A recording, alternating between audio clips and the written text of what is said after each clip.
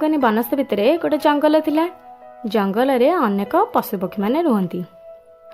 जेपरिक जंगल सब किए किए रुहंती जेपरिक बाघ, भालू, सिंह, हाथी, बिलुआ, ठेकुआ जंगल सब रुहंती। से जंगल रे ठेकुआ और बिलुआ दुहें बहुत भल सांग थिले। ठेकुआ तो निरीह प्राणी, बिलुआ भारी चतुर। ठेकुआ कहला बिलुआ को, एते बड़ जंगल रे मु तो निरीह प्राणी, मते समस्ते ठकी दउछंती, समस्त मोर सांग होइकी मते ठकी दउछंती, किंतु तुम भली बंधु थिबारु मु केते बड़ बड़ विपदरू रक्षा पाई पारुछि। तो बिलुआ कहला, नाई नाई सांग होइके मो सांग को साहाय्य करिया मोर कर्तव्य नुह, किंतु मते भी केही भल पाती नाही।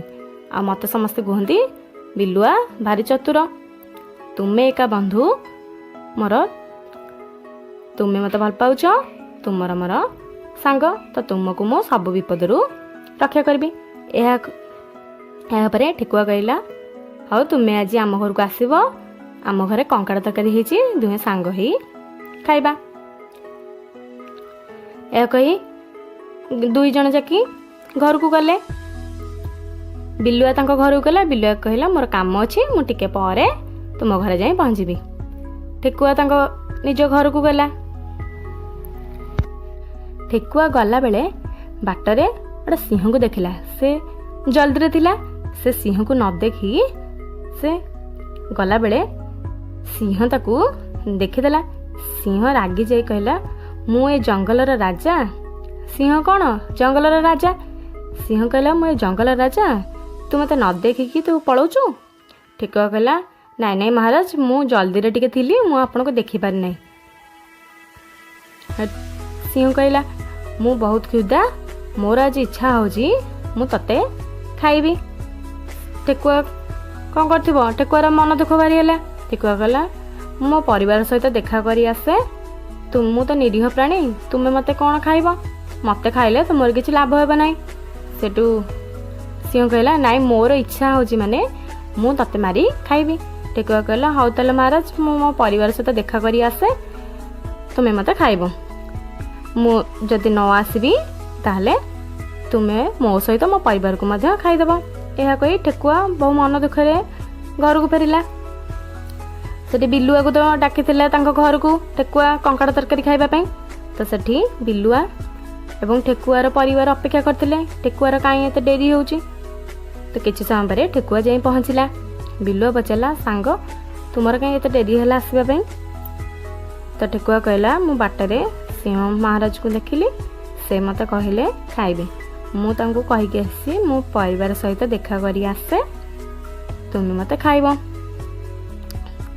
यह शुणी ठेकुआर परिवार बहुत मन दुख गले परिवार।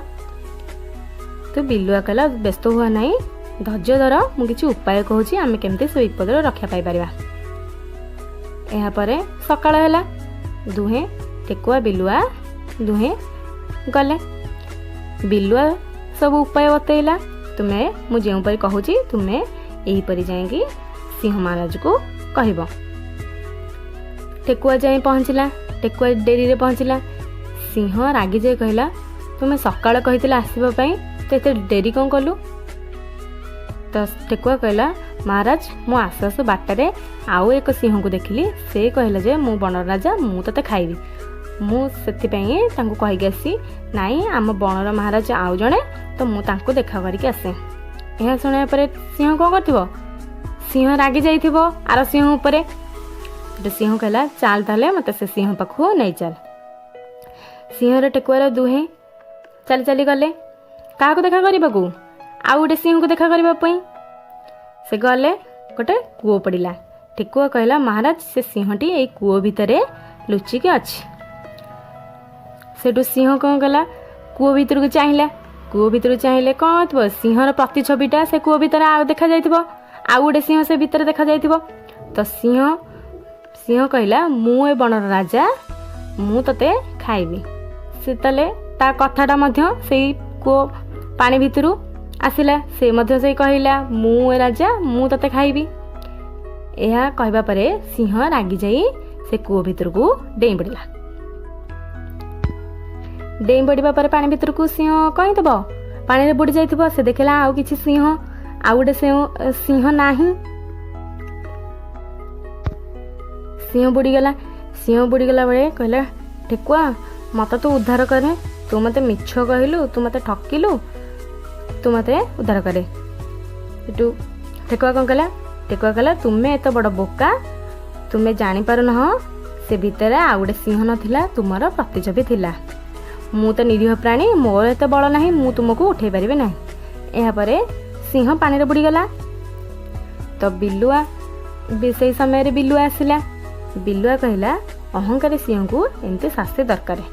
ରାଜା ହୋଇକି ସିନା ପଶୁମାନଙ୍କୁ ସାହାଯ୍ୟ କରିବା କଥା, ରାଜା ହେଇକି ସିନା ପ୍ରଜାମାନଙ୍କୁ ସାହାଯ୍ୟ କରିବା କଥା, କିନ୍ତୁ ଇଏ ରାଜା ହେଇକି ସମସ୍ତଙ୍କୁ ମାରି ଖାଉଛି। ଏହା କହି ଦୁହେଁ ଘରକୁ ଫେରିଲେ। ତାହେଲେ ଏଥିରୁ ଆମେ କ'ଣ ଶିକ୍ଷା କଲେ? ଦେହରେ ବଳ ଥିଲେ ହବନି, ବୁଦ୍ଧିରେ ବଳ ଥିବା ଦରକାର। ସେଇ ବୁଦ୍ଧି ଯୋଗୁଁ ହିଁ ବିଲୁଆ ସାଙ୍ଗ କ'ଣ କଲା? ଠେକୁଆର ଜୀବନ ରକ୍ଷା କରିପାରିଲା। କିନ୍ତୁ ବଳଶାଳୀ ସିଂହ ପାଖରୁ କ'ଣ କଲା? ତା ସାଙ୍ଗକୁ ରକ୍ଷା କରିପାରିଲା। ଆଉ ବଳଶାଳୀ ସିଂହ ନିଜର ବୁଦ୍ଧି ନଥିବାରୁ ଶେଷରେ ନିଜର ପ୍ରାଣ ହରାଇଲା। ତାହେଲେ ଏଥିରୁ ଆମେ କ'ଣ ଶିଖିଲେ? ବୁଦ୍ଧିର ବଳ ହିଁ ଅସଲ ବଳ।